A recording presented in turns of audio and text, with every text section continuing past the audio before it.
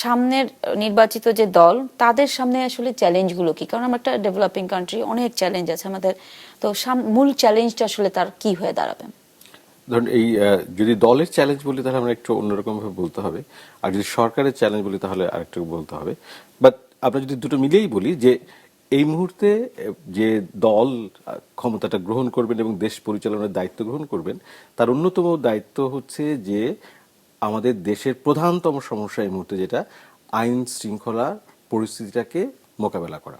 এটার দুটো জায়গা, একটা হচ্ছে যে এটা প্রথমত আইন শৃঙ্খলা রক্ষা করতে হবে, আর আইন শৃঙ্খলা রক্ষার যে সমস্ত প্রতিষ্ঠান তার উপর আস্থা ফেরত আনতে হবে। For example police, for example আদালত, এই প্রতিষ্ঠানগুলোর উপরে মানুষের আস্থা চলে গেছে। অসংখ্য মামলাবাজির কারণে আদালতের উপর আস্থা নেই, আর পুলিশ সক্রিয় না মাঠে, তার উপরে আস্থা নেই। এই দুটো প্রতিষ্ঠান আমাদের একেবারে প্রতিদিনকার জীবনযাপনের সঙ্গে যুক্ত। ফলে এইটার উপরে এটাকে সক্রিয় করা এবং এটার উপর আস্থা তৈরি করা, এটা হচ্ছে এক নাম্বার কাজ আমি বলবো। এবং সেটা সেটা বড় কাজ, মানে এবং সেটা কঠিন কাজ। কিন্তু এই যে এটা এটা হচ্ছে তার প্রথম চ্যালেঞ্জ, যেটা তাকে সে রিক্রিয়েট করতে পারে। আর একটা কাজ যেটা তার আমার কাছে মনে হয় যে আমাদের অর্থনীতি আমাদের স্থবির হয়ে আছে। এটা স্থবির হয়ে আছে মানে আমরা ভেঙে পড়ছি না, কিন্তু আমাদের অর্থনীতি সচল না। সচল না এই কারণে যে আমাদের প্রচুর কর্মসংস্থান হারিয়েছে মানুষ। ফলে নতুন কর্মসংস্থান সৃষ্টি করা, প্রতিষ্ঠানগুলোকে, শিল্প কলকারখানাগুলোকে আবার সচল করা, ব্যাংক যারা ফাইন্যান্স করে তাদেরকে আবার সচল করা, এটা একটা বড় কাজ। তৃতীয়ত যদি আমি বলি যে যদি আমি দলের জায়গা থেকে বলি, তাহলে এই এই এই এই দলটির কিন্তু তার দলের ভেতরে যে নিয়ন্ত্রণ, অর্থাৎ দলের শীর্ষ নেতৃত্বে দলের ভেতরে যে অভ্যন্তরীণ কোন্দলগুলো আমরা নির্বাচনের সময় দেখেছি, সেটা প্রতিষ্ঠা করা, মানে এটা এই কারণে প্রতিষ্ঠা করা জরুরি যে দল যেহেতু সরকার প্রতিষ্ঠা করবে, ফলে সরকারের যে সমস্ত নীতি কার্যক্রম এটা সারা দেশে বাস্তবায়ন করতে গেলে দলেরও সহযোগিতা লাগবে।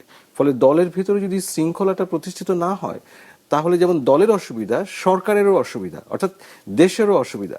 ফলে সরকারি কাজকর্ম ঠিকঠাক মতন চালাতে গেলে তার দলের ভিতরে চালাতে হবে। আর একটা মেজর কাজ বাকি আছে, সেটা হচ্ছে যে আপনি দেখবেন যে আমাদের স্থানীয় সরকার প্রতিষ্ঠানগুলো একদম কাজ করছে না এখন। অর্থাৎ এই 24-এর গণ অভ্যুত্থানের পরে সব নেতৃবৃন্দগুলোকে সরিয়ে দেওয়া হয়েছে, কেউ পালিয়ে গেছে, এবং এগুলোর দায়িত্বে আছে কেবলমাত্র সরকারি কর্মকর্তারা বেশিরভাগ ক্ষেত্রে। ফলে এই স্থানীয় সরকার, অর্থাৎ ইউনিয়ন পরিষদ, এখানে আপনাকে প্রতিদিন যেতে হয়, নাগরিকত্বের সার্টিফিকেট আনতে যেতে হয়, আপনাকে জমির ওই মালিকানা অর্থাৎ ওয়ারিশ আনার জন্য যেতে হয়। এই প্রতিষ্ঠানগুলো ঠিক মতন কাজ করছে না।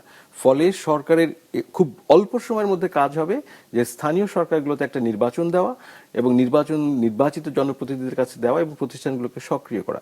সাথে এটা ডিসেন্ট্রালাইজেশনটা নেই, অর্থাৎ স্থানীয় সরকার আছে কিন্তু তার যে কার্যকর যে বিকেন্দ্রীকরণ, সেটা ঘাটতি আছে।